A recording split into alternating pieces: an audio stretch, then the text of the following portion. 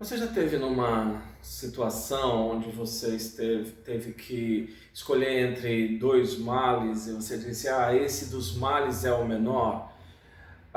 Quando nós vivemos em situações assim, nós tendemos a procurar aquilo que vai nos dar mais segurança, né? Imagina, por exemplo, o cenário que nós estamos vivendo, onde se fala, vamos escolher entre a economia ou a saúde, né? De um lado, milhares de pessoas vão sofrer porque não vão ter dinheiro, não tem emprego e podem passar extrema necessidade. Isso traz um monte de consequências. Do outro lado, milhares de pessoas podem já morrer e o sistema de saúde entrar em colapso. Esse é um grande debate que está acontecendo em nossos dias e a gente não sabe muitas vezes para onde ir, né? Quando a gente olha a história, um dos grandes eventos da nossa história recente foi a Segunda Guerra Mundial e é interessante porque nos relatos, nas biografias e nas histórias, uma que chama muita atenção veio de um livro, e esse livro do autor é o Patrick Buchanan, falando sobre, o nome do livro é Churchill, Hitler e a Guerra Desnecessária. E eu quero ler um pouquinho da apresentação do livro sobre essa situação.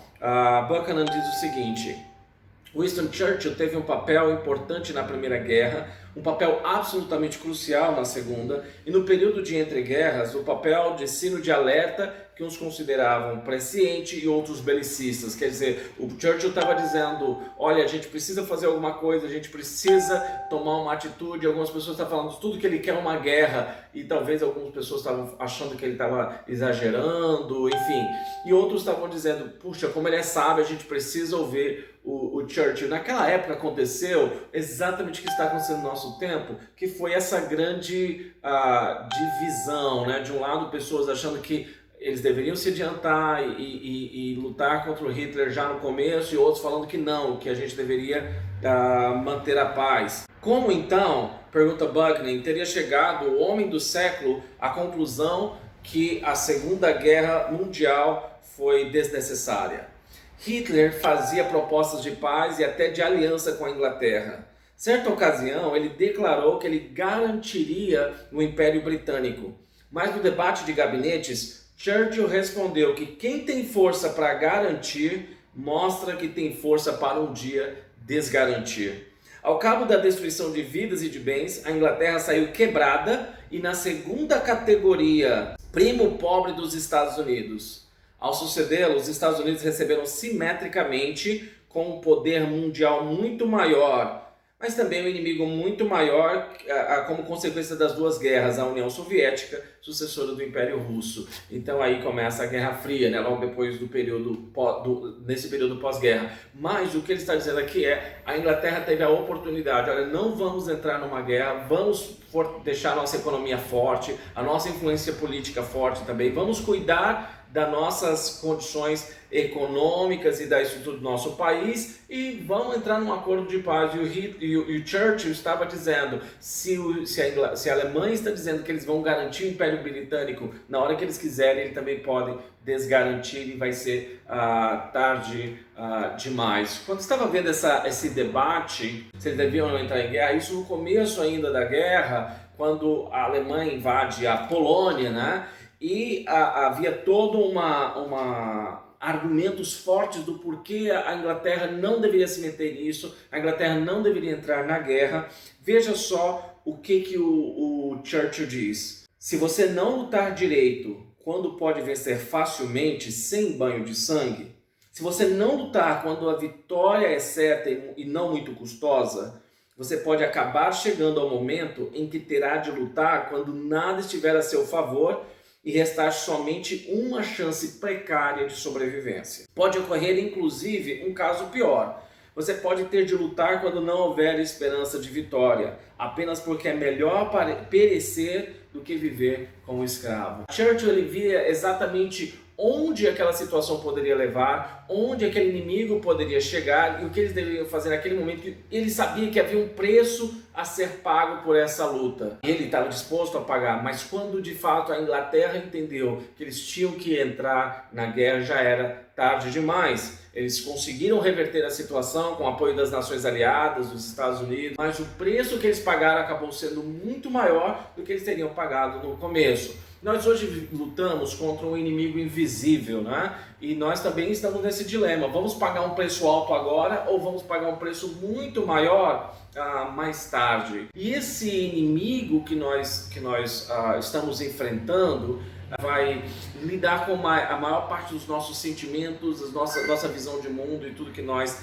acreditamos ser necessário.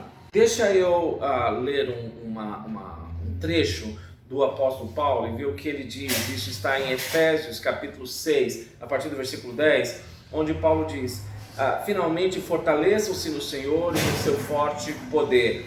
Vistam toda a armadura de Deus para poderem ficar firmes contra as ciladas do diabo, pois a nossa luta não é contra seres humanos, mas contra poderes e autoridades, contra os dominadores deste mundo de trevas, contra as forças espirituais do mal nas regiões celestiais.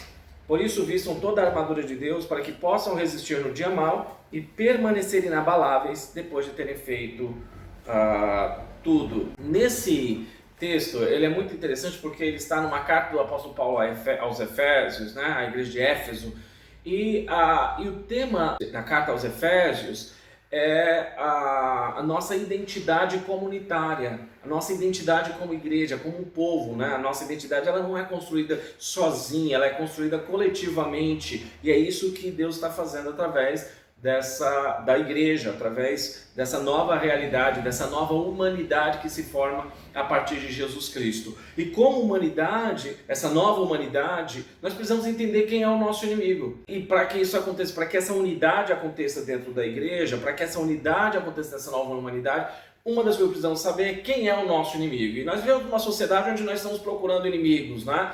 Alguns anos atrás, o Bush declarou que o grande inimigo da sociedade moderna eram os islâmicos. E nós podemos dizer que o grande inimigo é o comunismo, ou os partidos de esquerda, ou a sombra, né, das ditaduras. E tudo isso são os nossos grandes inimigos. Mas o apóstolo Paulo está dizendo, a nossa luta não é contra a carne nem contra o sangue, mas contra hostes espirituais, contra poderes espirituais. Esses poderes se revelam não só nas lutas políticas, e também não é esse poder invisível, não é meramente o vírus do Covid-19, mas é a nossa ganância, o nosso orgulho, é o pecado que reside em nós. Jesus Cristo vai dizer que é do coração do homem que surge as grandes guerras, os adultérios, os assassinatos, surge do nosso coração. E nós vamos vendo o debate, não importa que lado da disputa nós estejamos, e eu olho os discursos e eu vejo parece muito aquele personagem do Senhor dos Anéis, o Sméagol, né? Que ele olha para o anel e fala, meu precioso, né? O meu precioso.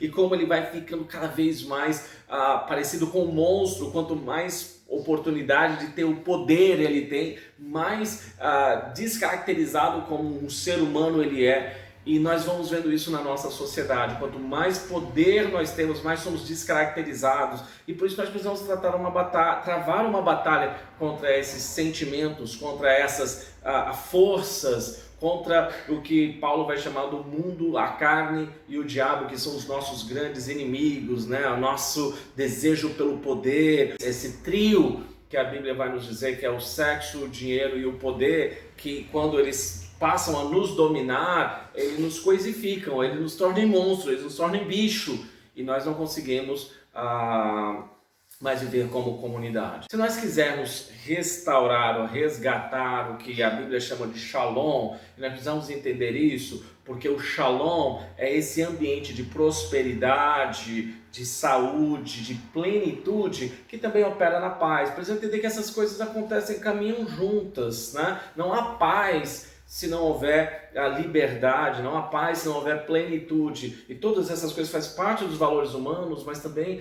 estão embasados nos valores cristãos e no que a Bíblia tem a nos dizer. Então nós precisamos entender quais são aqueles inimigos que estão operando dentro do nosso coração. Por que eu escrevo meu textão no Facebook e crio uma grande guerra? Não porque eu estou preocupado com o caminho das coisas, mas porque eu estou tentando impor o meu argumento e mostrar que eu posso impor meu argumento sobre o outro, e é por isso que eu estou disposto a descaracterizar as pessoas, a ofender pessoas, a destruir pessoas, por causa de um argumento que muitas vezes eu nem consigo testar para ver se ele de fato é válido, né? Então, voltando à guerra de Churchill com Hitler e do mundo, né? Churchill ele teve que pagar um preço alto para que hoje nós pudéssemos olhar para trás e sermos gratos pela decisão que eles tomaram. Nós precisamos também decidir qual preço nós vamos estar dispostos a pagar para que as gerações futuras possam olhar para trás e poder aprender e ser gratos pelas decisões tomadas hoje. O fato é que essas decisões elas vão refletir o que nós como indivíduos também estamos prontos a tomar. Eu sei que pessoas sofrem quando nós estamos diante de uma crise como a que nós estamos vivendo, mas nós somos chamados também a responder isso com responsabilidade, mas também com solidariedade, com graça, com amor. E quando nós fazemos essas coisas, estamos cuidando da nossa alma, cuidando do próximo, cuidando de gente que a gente nem conhece também, quando a gente está diminuindo os nossos recursos para que a gente possa sustentar outras pessoas que talvez nós não fôssemos obrigados a fazer, nós estamos criando um senso coletivo de uma nova identidade, e essa identidade é mais importante do que uma economia forte, porque é essa identidade que faz nações se reconstruírem, que fez o Japão se reconstruir depois da Segunda Guerra, a própria Alemanha, a Inglaterra e tantos outros países se reconstruírem e se tornarem países fortes novamente lá na frente. Então nós precisamos isso como povo,